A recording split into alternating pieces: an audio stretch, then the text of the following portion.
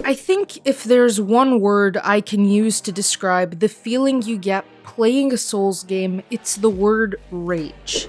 It's just so easy to rage at a game that was purposely designed to get you to become as angry as possible. It's so easy to want to quit the game when every time you try, you die. You just can't seem to beat a single boss. No matter how many Souls games you've played, it's the same thing over and over and over again. Start up the game, die, respawn, die, respawn. It's a pretty intensive cycle. It's interesting to see the immense popularity of Souls games and why people love them so much, despite their difficult nature and purposefully difficult design. Dark Souls, Elden Ring, all of these Souls-type games have very common threads that combine them. They're just so damn difficult to beat. And yet we still play them, and we still come back to them, and we still buy them. So what exactly is it that makes us enjoy Souls games when Souls games are designed to punish us? When it seems like these games just completely hate us as players? Well, there are reasons for all of this, and these reasons are a bit deeper than you may have thought.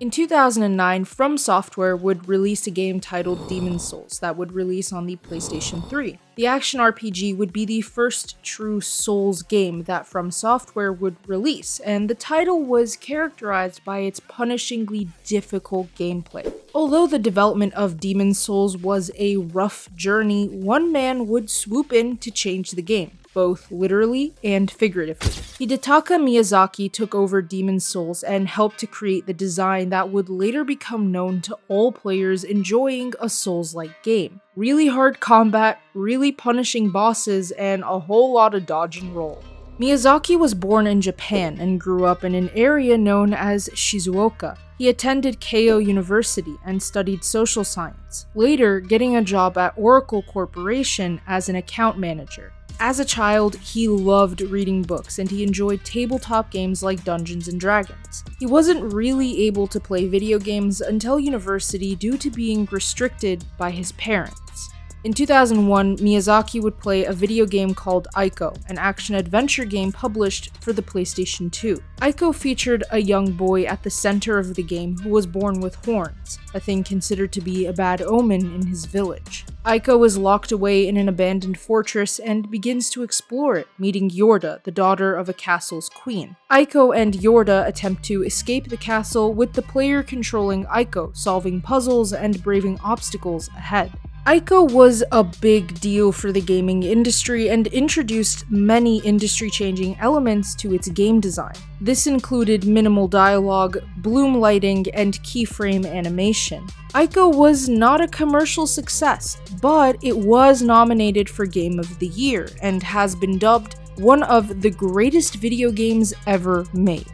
Miyazaki, upon playing this game, found his true calling wasn't in social science. Rather, it was in game design. He played other games like Dragon Quest, The Legend of Zelda, and King's Field. He was also a massive fan of manga like Berserk, JoJo's Bizarre Adventure, and others. And in addition to this, he loved works by George R.R. Martin and H.P. Lovecraft. Miyazaki decided to shift his career goals and went to work for From Software, one of the only companies willing to employ a 29-year-old game designer with no experience. And that turned out to be From Software's greatest decision.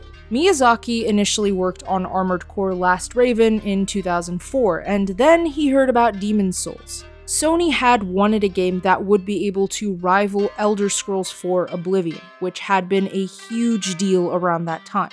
Thus, they came up with the idea of curating a fantasy RPG and approached From Software due to its history in the King's Field games. They wanted this new game to compete with Elder Scrolls. Demon's Souls, though, It was considered a failure at From Software. Nobody knew what they would do with this game. Nobody even understood how to make it happen. But not Miyazaki. He was actually really excited about this particular project. Quite a lot. And he wanted to design this action RPG.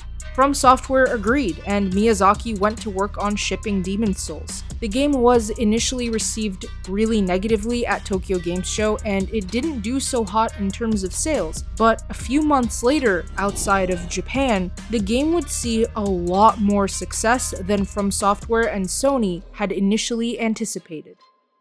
Demon's Souls is what I would consider, and what many would consider as well, to be the grandfather of the Souls genre. It was a foundational release that defined what Soulslike means, and has been called one of the greatest games of all time. And it was a critical success in Western countries, praised for its addictive gameplay despite its difficulty. Although it didn't do so well in Japan, Westerners loved Demon's Souls. A lot, actually.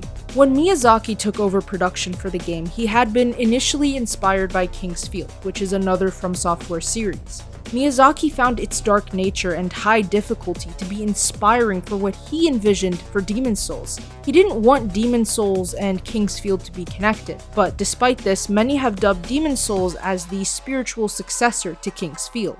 He decided to scrap the initial concept of an Oblivion clone and wanted to do something different with the game, including changing the camera perspective. He didn't want the game to have a switch between first and third, and he instead wanted to solely focus on third-person gameplay, and instead pour more efforts into the other gameplay elements. Miyazaki's main goal was to make a basic game with challenging gameplay and a heavier focus on the gameplay, which he felt was an experience that was slowly dying out of the gaming market. He wanted players to feel a sudden wonder in a new world, thinking about what to do next rather than be told what to do next. Demon's Souls allowed players to customize their adventure, down to the gender and appearance. The world of Demon's Souls was called Boletaria, and the land is split into 6 areas, including a Nexus hub world and 5 additional worlds. Each world was subdivided into 4 areas, where each area ended in a boss fight. Defeating enemies granted players souls, which act as experience points to raise stats and as in-game currency, allowing for new weapons, armor, and items to be purchased. The design of Demon's Souls combat revolved mostly around preservation of stamina, with combat pushing heavily towards strategic timing on weapon strikes and weapon blocks. Different types of weapons impacted the speed and ability of attacks, making for different playthrough experiences depending on the chosen weapons. Another piece of the difficulty present in Demon's Souls is the fact that if a player is killed during a level, they would be sent all the way back to the beginning of that level, with all non-boss enemies respawning. The player returns with much lower maximum health, and all unused souls are lost, raising the stakes significantly. The player can regain those lost souls, but if they're killed before being able to do so, all those souls are permanently, totally lost with no chance of recovery. The difficulty that would eventually come to define the Souls genre almost didn't even come to be though. The idea of losing all souls was something that the designers determined would raise the stakes and thus create a higher sense of accomplishment for players. But Miyazaki was a bit hesitant. You see, Miyazaki met with Sony several times to pitch the game, and he pretty much glossed over the higher difficulty, because in the back of his mind he knew that Sony would probably ask him to lower it if they knew how intense the game really was. Pretty much everyone on the team decided it would be a good idea to not even say anything about the difficulty level. Miyazaki's main idea was to create a challenging experience that would be more rewarding to players than anything else, but he knew that Sony wouldn't necessarily agree with him. There was an idea being bounced around to introduce a permanent death system. Basically, a single death would reset the entire game, but the staff saw this as being far too extreme. And yeah, it really is, let's be fair. Demon's Souls included multiplayer components, which allowed players to see other players' actions in a certain area as shadows, allowing for players to find hidden passages and other items via other players. Bloodstains left by other players can show how a person died, thus giving the current player the opportunity to avoid the same uncertain death. Players could leave messages for other players, and co-op allowed for up to 3 to play in a single world. Competitive play gave players the chance to invade another world as a Black Phantom and engage in combat with the host. Miyazaki didn't want Demon's Souls to be overly reliant on its multiplayer component, which, during the time that Demon's Souls released, multiplayer games were dramatically increasing in popularity. Rather, he wanted the game to be single player, but with the enhancements of the multiplayer component. Demon's Souls didn't look at the idea of death in a game as a barrier, rather it was meant to be taken as a learning opportunity. It was meant to teach the player how to adapt to the gameplay and overcome the challenges. It wasn't meant to just be about playing and dying. Hence, this is probably why you hear a lot of Souls players say things like, when you play this game, you'll die, because this game wants you to die so you can learn. It's actually a main design feature in most Souls-like games you see today. Death, in Miyazaki's eyes, was only impactful if the cause of death was on the player, rather than as a result of the game's systems. He wanted the player to view their deaths in the game as a result of their own fault, rather than just a thing that happens. As he says, quote, "If you're knocked down, I want you to fall because of the player." Armor and weapons weren't just there for aesthetic purposes. No, each piece of equipment used had a purpose of use with its own stats, changing the difficulty and work done by the player. All of this contributed into curating an arena for the player to determine what would be the best strategy to undertake in the game. Demon's Souls didn't want to just push things in the face of the player, and this was quite evident in the approach to the narrative of the game. There is no story being constantly explained to you. Rather, your exploration within the world of Demon's Souls unlocks the story and what unfolded prior to your entrance in it. But with all of this amazing passion poured into it, why did Demon's Souls flop at Tokyo Game Show in 2008? Well, Demon's Souls certainly had the look of a fantasy RPG, but it didn't have the feel of a traditional fantasy RPG. To most fans of fantasy RPGs, Demon's Souls was considered clunky, unforgiving, and far too methodical in its design. Players were very critical of the gameplay at TGS, and upon release, Demon's Souls only sold about 20 to 30,000 copies in Japan. Sony president at the time, Shuhei Yoshida, said he spent 2 hours playing Demon's Souls and felt that it was a terrible game, since he still hadn't progressed beyond the beginning of the game. Sony basically refused to let Demon's Souls be published outside of Japan.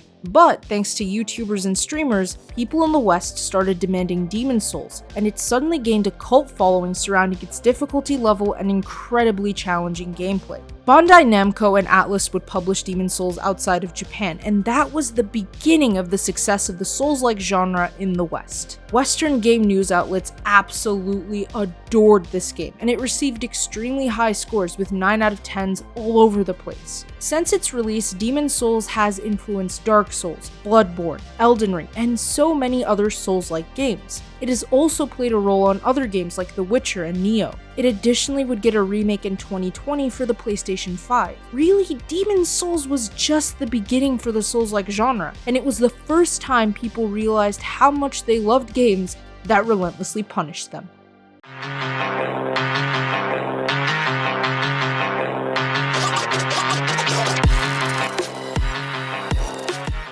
In 2011, From Software would release Dark Souls, a spiritual successor to Demon's Souls and the first in the Dark Souls trilogy. This time though, Dark Souls was a multi-platform title and not only restricted to PlayStation. Dark Souls built off of many mechanics and elements presented in Demon's Souls, most notably its difficulty level. Dark Souls promoted exploration, encouraging players to proceed with caution, learn from their mistakes, and more. The world of Lordran was beautiful and full of interesting things to see, which breathed life into such a dark world. Dark Souls would introduce the bonfire mechanic, which served as checkpoints for each level. Resting at a bonfire gave players the chance to fully heal and regain all healing charges. But bonfire rests had a cost to them, which is that all enemies aside from bosses and friendly NPCs would respawn. Dark Souls pushed heavily on combat, and present in the game were many types of fantasy weapons, like swords, spears, maces, magical swords, greatswords, and more. Players had access to shields, armor, dodge rolling, backstepping, and parrying, which are also core mechanical elements to Souls-like combat that we see in many games today. Dark Souls drew inspiration from dark fantasy and Berserk, a manga series which I'm sure many people know by now. Miyazaki wanted the game to be dark and drew upon other things like Greek mythology, Japanese mythology, French existentialism, and philosophers like Nietzsche.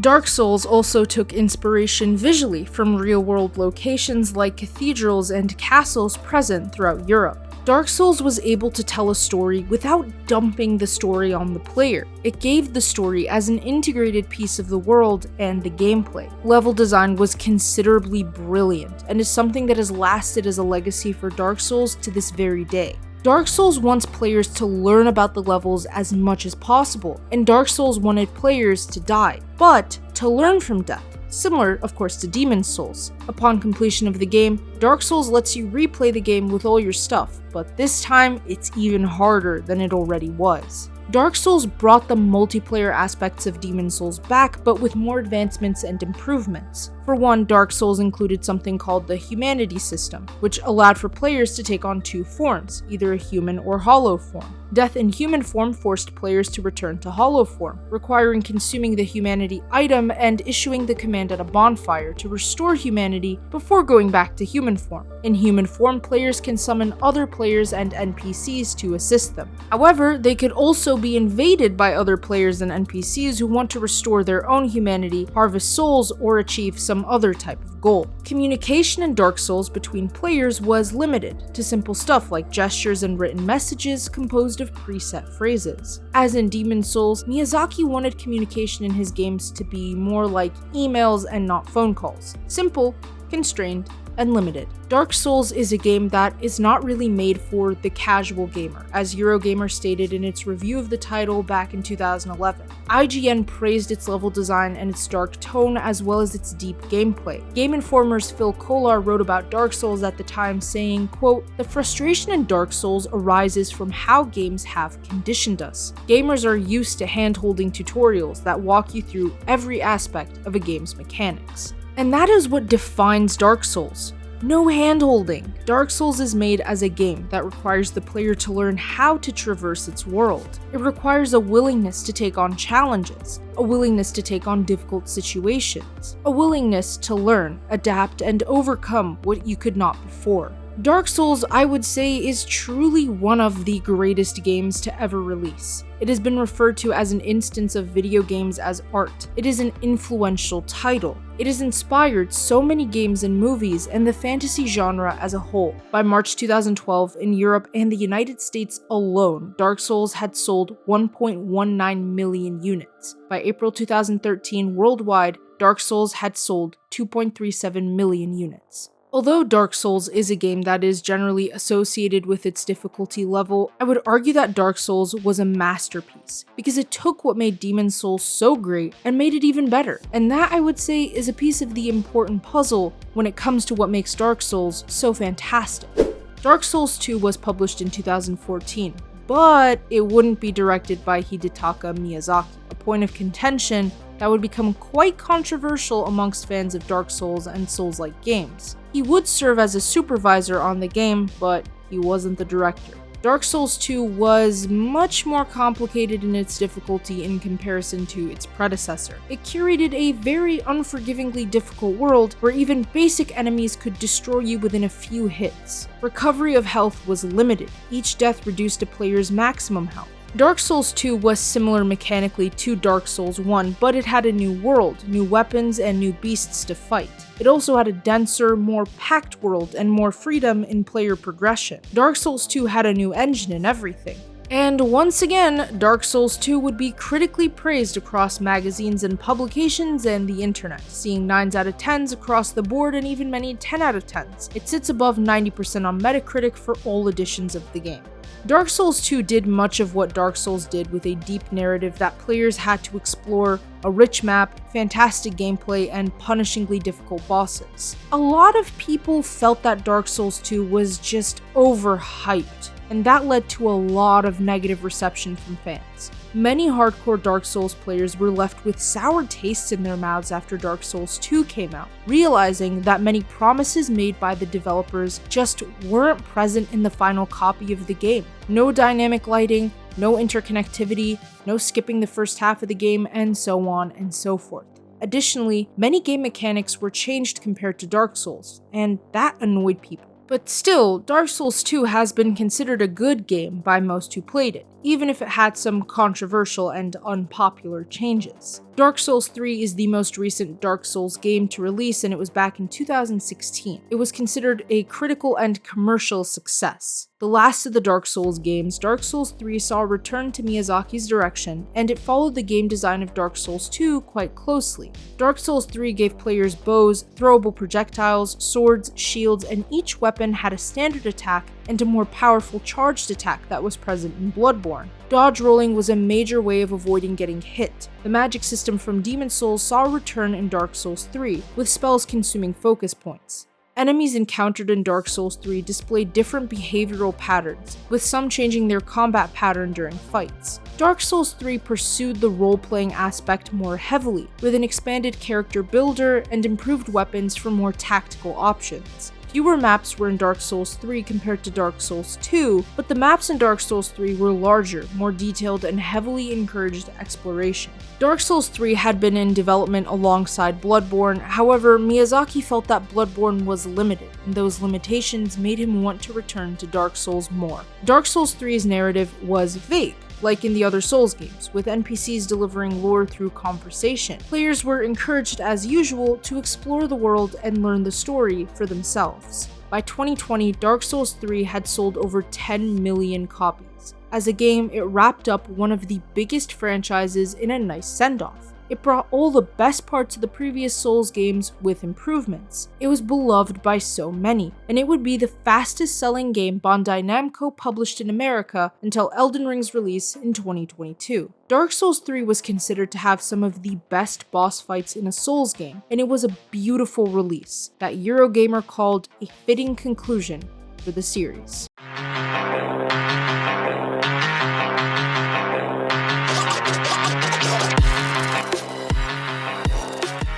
In 2015, From Software would release Bloodborne, a PlayStation 4 exclusive. This game was quite similar mechanically to Dark Souls, but with a bit of a different vibe to it. Bloodborne took place in a gothic Victorian-era inspired city called Yharnam, whose inhabitants are afflicted with a bloodborne disease that transformed residents into terrifying beasts. Bloodborne was played in a third-person perspective, and includes lots of boss fights and more, similar to Dark Souls as well. With a customizable character, players traversed the world and fought against bosses and mini-bosses, with a similar checkpoint system in Bloodborne as in Dark Souls. The safe zone, or the Hunter's Dream, can be returned to by interacting with lanterns. This replenished health, but it also respawned all enemies aside from bosses and mini-bosses. Upon death, players could return to the last activated lantern. Bloodborne's map of Yharnam is extensive, and it's full of areas that are interconnected. Progression had options, but there is mostly a main path to progress through the story. Combat is fast and required a more offensive approach in order to combat dense enemy hordes. This is a bit of a contrast to Dark Souls, which featured slower, more methodical and defensive gameplay. Similar to Dark Souls, killing enemies grants something called blood echoes, which are basically XP and in-game currency. If you die, you lose your blood echoes at your location of death.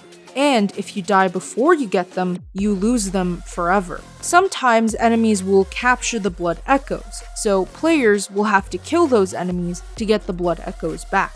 Insight is another form of currency in Bloodborne that can be used by players to purchase different things. When a player reaches a specific insight level, some NPCs or enemies will no longer be present. Players may hear different sounds and may even have to deal with enemies changing their attack patterns. Insight is gained by defeating bosses, using items that grant it, or helping other players via co-op defeat a boss, and defeating players in competitive multiplayer. A multiplayer feature is present in Bloodborne, but it's different from Dark Souls. Players could summon other players into their world, and players are of course vulnerable to invasions. Multiplayer summoning is limited by proximity and can be done only within a specific distance to prevent players being summoned too far away to be of any assistance. Players could only summon other players around the same level. In Bloodborne, you choose a religious group called a covenant in the creation of your hunter character, and this can impact the multiplayer aspect because players of different covenants can be hostile to each other. Players can also summon NPCs to help defeat enemies. Procedurally generated chalice dungeons become available through the use of special items and materials, with each dungeon varying in difficulty. These chalice dungeons offered up different content for players and include multiple bosses to defeat. They are also only indoors. Objectives in dungeons are mostly to locate a door and defeat a boss, enter the next area, and complete the same goal. There are about 3 bosses to defeat per chalice dungeon, and these can be played alone or in co-op. Miyazaki said that Bloodborne, quote, carries the DNA of Demon Souls and its very specific level design. However, it was not connected to the other From Software games. Bloodborne was inspired by Dracula and countries like Romania and the Czech Republic with its architecture and look. Additionally, H.P. Lovecraft's Cthulhu Mythos series inspired themes in Bloodborne. Bloodborne had more story details in it than Dark Souls did,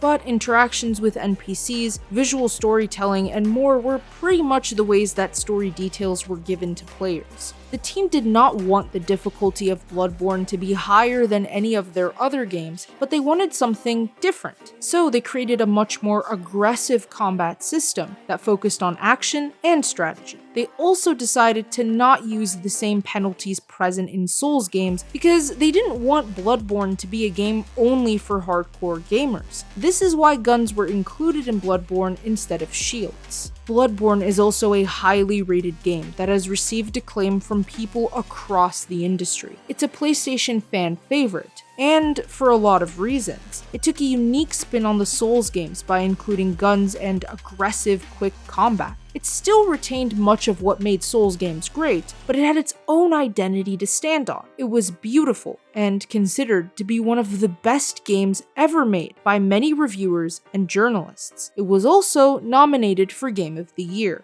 It was certainly an interesting way to include guns in a Souls-like game, and although it is still very much similar to Dark Souls in its design, it had its own unique positioning as a game, and it was fantastic in its own regard.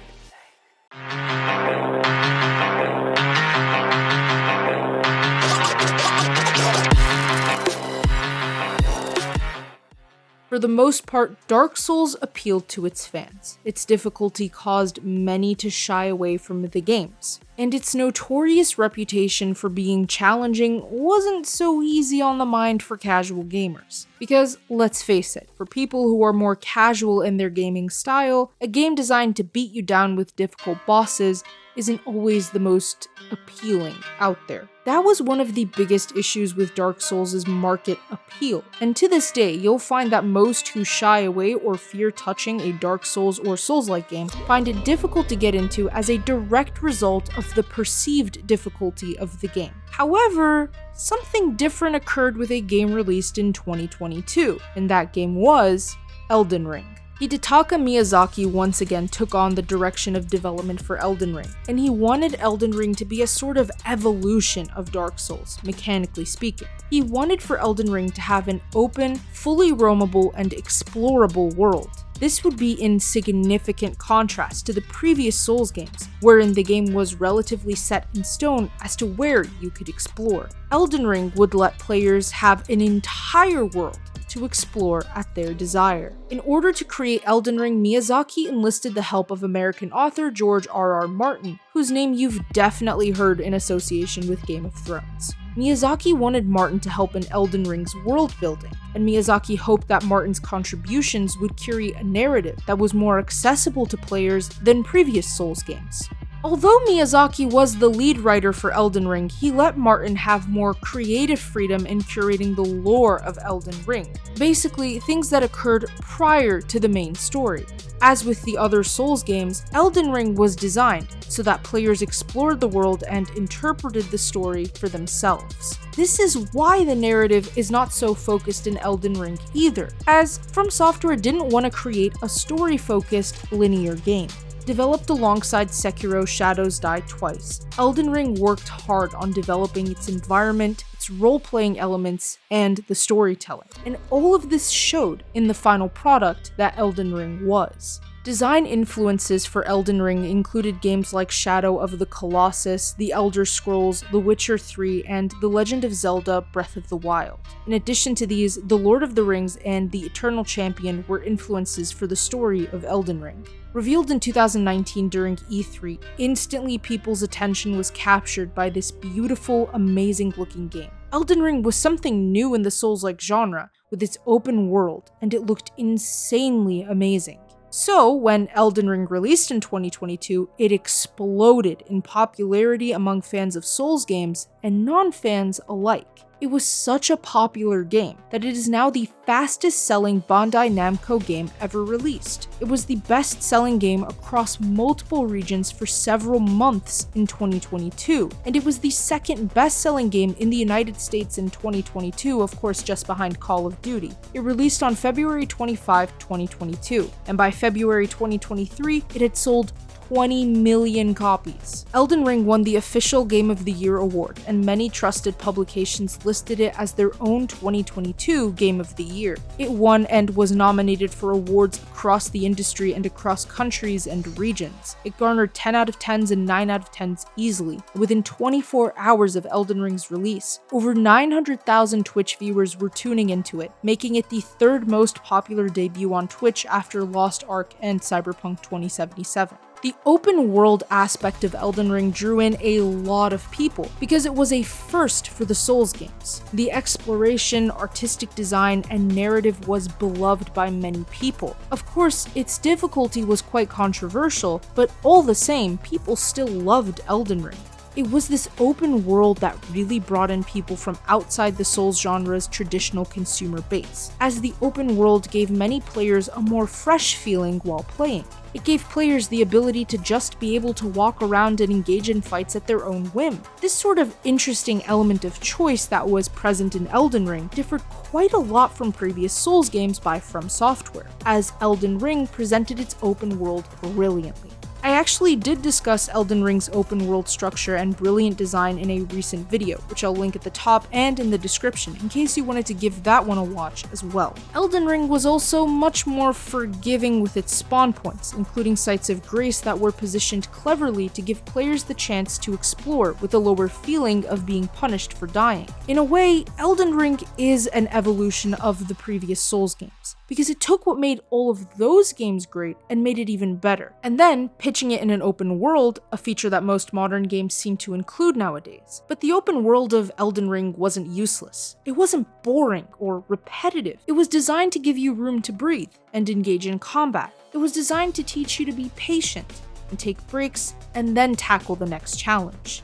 Elden Ring, in a way, is a beautiful evolution of the Souls games. It curated for the player an open world that does not teach you how to engage with it, rather it is up to you, the player, to forge a path in this open world and learn from your own mistakes. Elden Ring took the elements of the Souls games and made it palatable for those who had never played Souls games before, and made it better for those who had played Souls games before. I think I can speak from a personal standpoint here, but the influence of The Lord of the Rings was also quite evident to me, and it was one of the more compelling things about Elden Ring as well for me. And it is also evident that it is a high fantasy game. Elden Ring understands fantasy well. It understands how fantasy is meant to be, and it tackles magic in a way that other Dark Souls games did not.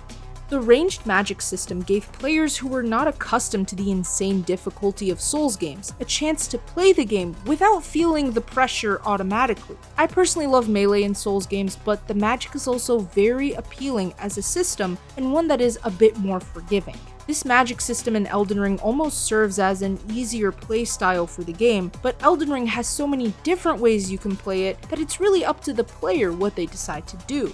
And that's another component about Elden Ring that just appealed to so many people. It is so open in its ability in giving player choice that it makes total sense. There are starter classes that make sense for different playstyles. If you like more melee combat and you're well aware of how punishingly difficult it is, you can take that challenge on. If you like more magic gameplay and you're well aware of its own pluses and minuses, you can take that challenge on as well. It's one of the reasons why Elden Ring was an appealing game, and it's one of the reasons why so many people were willing to give it a go over other Souls games. Like I said earlier, Elden Ring is a beautiful evolution of the Souls genre, and it is displayed in full force each time you boot the game up and enter the lands between. The world includes 6 main zones, starting in a place called Limgrave, which is an area full of grassy plains, mountains, and beautifully designed ancient ruins. Elden Ring also includes fast travel, which obviously makes life easier for an open world game. Elden Ring not only includes its open world, but it also includes things like hidden dungeons, catacombs, tunnels, caverns, and more. These serve as great ways for players to learn how to fight bosses and gather helpful items. Elden Ring also has crafting mechanics, which requires materials that you can get by defeating enemies, exploring the world, or trading with merchants. Elden Ring also brought back being able to summon NPCs to help fight, like in other Souls games. One major difference between Dark Souls and Elden Ring was the fact that Elden Ring placed less of an emphasis on the stamina bar. Miyazaki wanted it to have less influence on the player and to make the idea of stamina in Elden Ring to feel less restrictive. So while Elden Ring retained many things from its predecessor Souls titles, it added many new things, and with those new things came improvements and changes that brought people from all over the gaming world together to absolutely adore this game.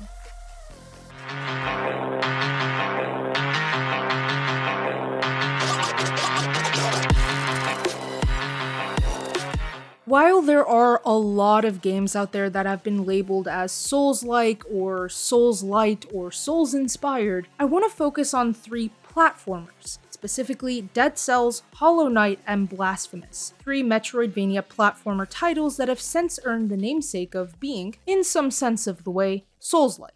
But why do people often use the idea of Souls-like to describe games that are obviously not Souls games? It comes down to a few elements: difficulty and ambience for the most part, alongside a disconnected narrative that you uncover as you play. Or at least this is what I see as being the defining parts of a Souls-like game. There is a lot of discussion about the idea of a Souls-like game, and if games that I'm about to mention even technically qualify as being Souls-like. That's really such a complex topic that I can't cover in this video. However, let's proceed with the assumption that the games I listed are, in some semblance of the way, Souls-like games. Hollow Knight is probably the most popular name I just listed, and it is notorious for being a difficult game. The 2D side-scrolling Metroidvania has been considered one of the best indie games to have ever been made, and one of the best Metroidvanias ever made. Hollow Knight tells the story of a fictional underground kingdom called Hollow Nest, where the player controls a nameless knight while exploring this strange world. Most areas of the game include hostile bugs and other such creatures, with melee combat and a magic spell system allowing for long-range attacks. Defeated enemies drop a currency called Geo. The knight starts out at a low level, with players needing to gain mask shards in order to increase the maximum number of hit points or masks in the game. There is also a soul system where players strike enemies and gain souls for the soul vessel. If a player dies, they lose all their Geo and their amount of held soul allowed is reduced. Similar to Elden Ring's Lost Grace, Hollow Knight has benches where the player can sit on, which act as save points, and a place where players can change charms. When a knight dies, the game resumes from the nearest bench. Of course, there are much more challenging bosses and enemies that players must face as they progress in the game in order to continue playing further. Defeating bosses grants access to new abilities. Lore and the plot of the game is given out to the player by interacting with NPCs throughout the world. Hollow Knight is interesting in that it provides non-linear gameplay, hence its Metroidvania design. The player doesn't need to go on a set path, and they don't even need to explore the entire world. There are places that can be missed upon finishing the game. Fast travel is available to make life obviously easier, and the map of the game world becomes clearer as the player continues to explore it. It's a pretty interesting setup for a game, but as you can see, I identified some specific features about Hollow Knight that are also present in games like Elden Ring and Dark Souls. You have your difficult combat, bosses that are difficult to beat, killing enemies in a game grants you new abilities, mask shards, soul, and more. Soul can be used to regenerate masks as well, and there are some things like spells that consume soul too. Death in Elden Ring, for example, makes you drop all your runes at your location of death. In Hollow Knight, you drop all your mask shards at the location of death. Upon dying again in Elden Ring, if you didn't get your runes, they're lost forever. Hollow Knight includes a similar system where you lose your geo and can hold a reduced amount of soul when you die. Obviously, they're not exactly to the T the same, they're quite similar systems. From there, we also have a vague narrative that is only revealed by exploring the world. The world is also non-linear, meaning you can explore it totally at your own pace with your own wants and can learn about the world as you please. This is very similar to Elden Ring's exploration, but it's also similar to the general style of Souls-like games where the narrative is not so cut and paste known from the onset. You actually have to learn pieces of the lore as you go along in the gameplay, and most of the lore is doled out via dialogue with NPCs.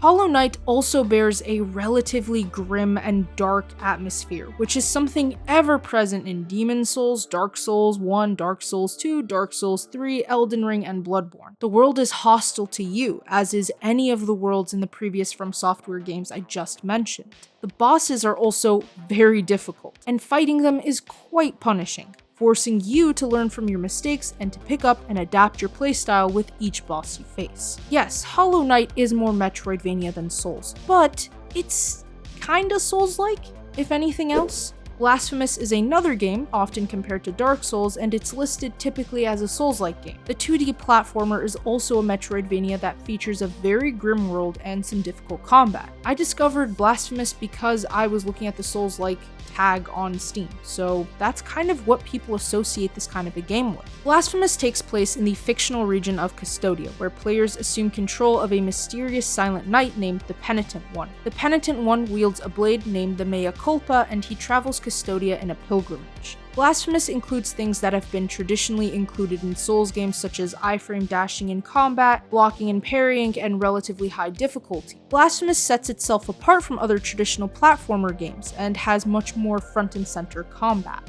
Additionally, Blasphemous does have a story that you need to discover as you go throughout the game, and you need to learn about it as it is a non-linear game. For the most part, you get to explore the world as you please, and you face off against very powerful enemies as you go. Custodia is a hopeless and defeated world, one that has no chance of being revived in a positive way, and you must traverse its unforgiving terrain in order to complete your pilgrimage. When you die, you lose things called Tears of Atonement, which are used in the game as currency to upgrade the character and obtain items. You also go back to some checkpoint location and have to continue playing from there if you die, which is relatively similar to what Souls games do as well. Dead Cells I left for last, because I think this is the most loosely Souls-like game I'm speaking of here, mostly because it's more roguelike than it is Souls-like, just due to the fact that when you die, you restart the entire game pretty much, you don't go back to just a checkpoint. Dead Cells has much higher stakes in that regard than most Souls-like games, but because Dead Cells is considerably difficult in some parts according to many people who play it constantly. Additionally, Dead Cells also has pretty disconnected lore you need to explore as you go throughout the game, and the game lets you learn the lore for yourself as you go, so it does have those Souls-like elements to it, even if it is more roguelike.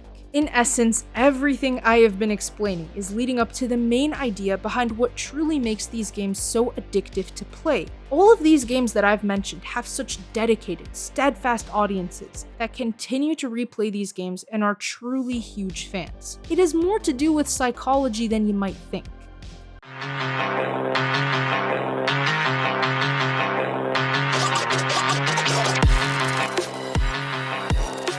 Souls games are all difficult, and they are designed with this feature in mind. And don't we as humans typically like things that are easy? I mean, who wants to put effort into something that's hard, right? But something interesting occurs with our brains. We actually like challenges because challenges sustain our minds and cause us to feel more accomplished than if we weren't challenged. If you played a video game on the easiest mode and you beat it, chances are you feel happy, but you're not going to feel as excited as if you beat that same game on its hardest mode. Difficulty causes us to feel like the stakes presented to us are much higher, which gets our brain to feel more compelled to engage in the activity. It has a lot to do with this idea of risk and reward. Now, I have discussed risk and reward in my video about microtransactions that employ gambling mechanics in video games, but risk and reward actually applies here as well. There is an idea in the financial world that applies to real life, and it's this concept of people who prefer engaging in risky activities. Financially, we refer to investors in this category as risk-friendly, but this is a psychological principle all the same. Realistically speaking, risk is the idea that you may or may not get some sort of reward for a behavior that you are engaged in. On average, the higher the risk, the lower the chances that you may actually receive the reward. To us in finance, we constantly assume that most people are risk averse. And what does this mean? Well, it means that most people just don't like risk. They don't like the idea of investing without at least some chance of a good reward. So most people won't go for this risky stuff because it's not something they're willing to deal with because, well, you may not get that much of a reward. People typically like easier stuff because the risk is lower when it comes to stuff that's easier. Less money is risked, less physical strain, less effort, and the reward is lower too. But psychologically, most people are going to pick the easier option even if the reward is low because the risk is low. They don't like risk. That's just the case for most humans. A study conducted at McGill University in Canada showed that participants were willing to endure actual physical pain rather than put effort into strenuous cognitive activity, or pretty much things that challenge the brain. Risk applies to the idea of taking on challenges. For the most part, a challenge is a challenge because it is an activity that is very difficult and something that is typically dropped by most people who attempt it. Similar to those challenge sudokus or puzzles, most people are not inclined to finish these things. It requires too much mental effort, and our brains are kinda lazy sometimes. They just don't want to do that sort of a thing. Thing is though, challenge is great for the brain because it keeps the brain sharp, alert, and functioning. You need challenge to properly develop. I know I delved a bit too much into the psychological aspect, but I really want to hone in on the underlying layers before I start giving out some of the more general information. I mentioned that Souls-like games all pretty much share this common idea of being challenging. The combat system is designed as such, and this is something I mentioned that makes people afraid to play the game. They don't want to feel like they might not win at something. Additionally, if you need to keep learning from your mistakes to advance in the game, that means you're putting in additional effort, and this is something that we, for the most part, want to avoid. But for those who religiously play Souls-like games, they're willing to do this. Why? Well, simple. We love risk, and we love the reward that we get with it. Well, it's not as simple as that either, you see, because for some people, risk isn't so fun. So then why do they love Souls games? Games tend to challenge players via means of things like puzzles. This is why so many video games tend to include puzzles at some point in time. Puzzles are some of the best ways people can exercise their brain, but they're also challenging. However, puzzles provide for a feeling of accomplishment that our brains enjoy. Our brain feels accomplished because we actually did something difficult. It boosts that part of your brain that feels really happy. And so, you want that feeling to keep coming back. Souls games are also designed with learning in mind when it comes to the challenges of the bosses and enemies you face. You can't really do much playing if you're not learning how you can beat an enemy. The enemy is never impossible to beat. You just need to go about with a better strategy. Our brains start working and grinding on how to come up with the best strategy to beat the boss we need to face. And so our brains get to work, which is something that the brain perceives as some sort of productivity, ultimate. And if you noticed, a lot of reviews when Dark Souls came out said that the gameplay was addictive, which is true, because you just want to win so damn badly that you're going to keep on playing and playing and playing, and you just won't stop until you achieve the goal you decided you want to achieve. Of course, that's not true for everybody, which is why a lot of people stopped playing Souls games after some time, but for those who thrive on challenge, they couldn't stop playing. Souls games seem to hate us as players. They're designed in some way to punish us. That's why you are apt and prone to dying a lot more in Souls games. They hate us in a way, but they also want us to learn and to persevere, to work hard, to win. to actually put an attempt, not just mash buttons until something works out. Trust me, if you've tried to mash buttons in a Souls game, it's not a good idea. Each time you approach a challenge or a problem in Elden Ring or Dark Souls or whatever Souls-like game you're playing, each time you die, you just learned a new way to not approach that problem. Each time you get close to winning, you tune your new good strategy so that you can win. And then once you win, you feel accomplished, and you keep going. You persevere. But there's another angle I want to present as to why we love Souls games.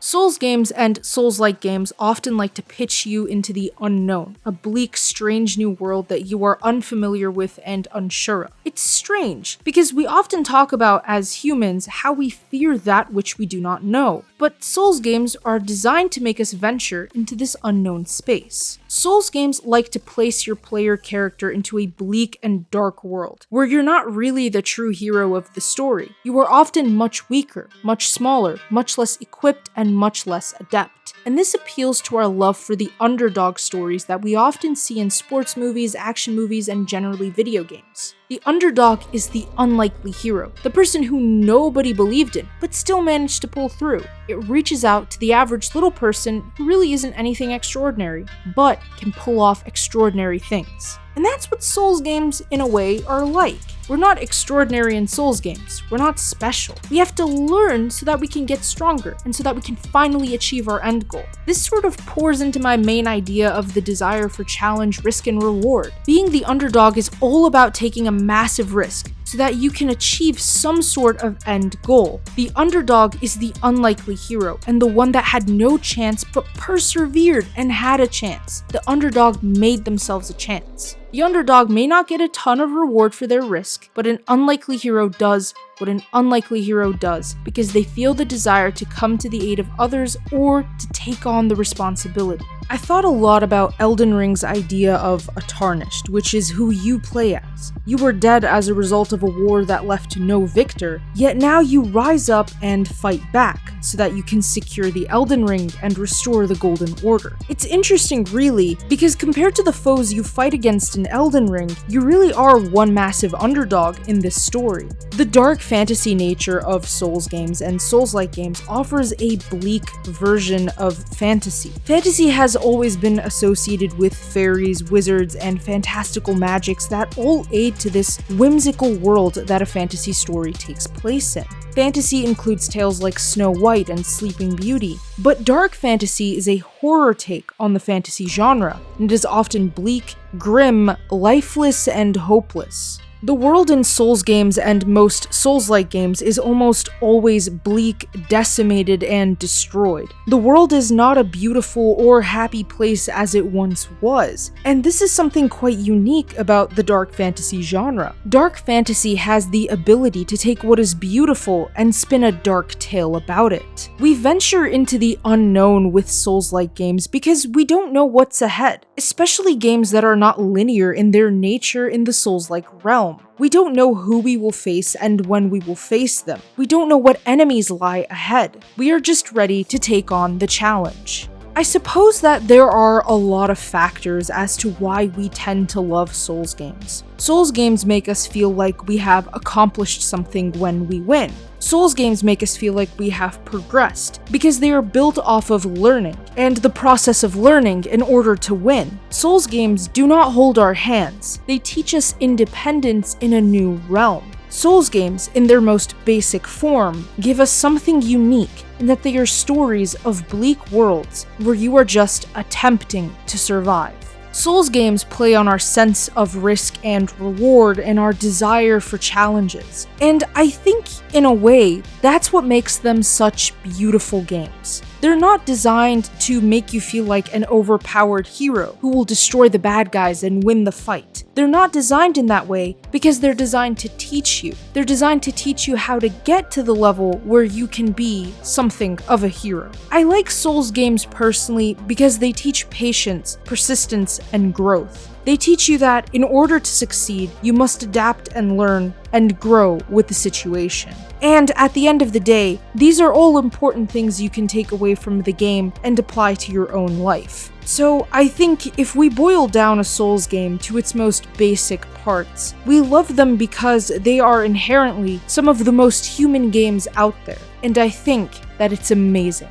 And I'm gonna wrap things up here, but if you did enjoy this video, don't forget to leave a like and subscribe with notifications set to all so you never miss out on a single upload. Leave a comment on this video with your thoughts on Souls games. We've also got a website for gaming news, entertainment, and more, so check out that link which I've left in the description below alongside all of our other important links. Thanks again, and in the meantime, I'm gonna go play some Elden Ring.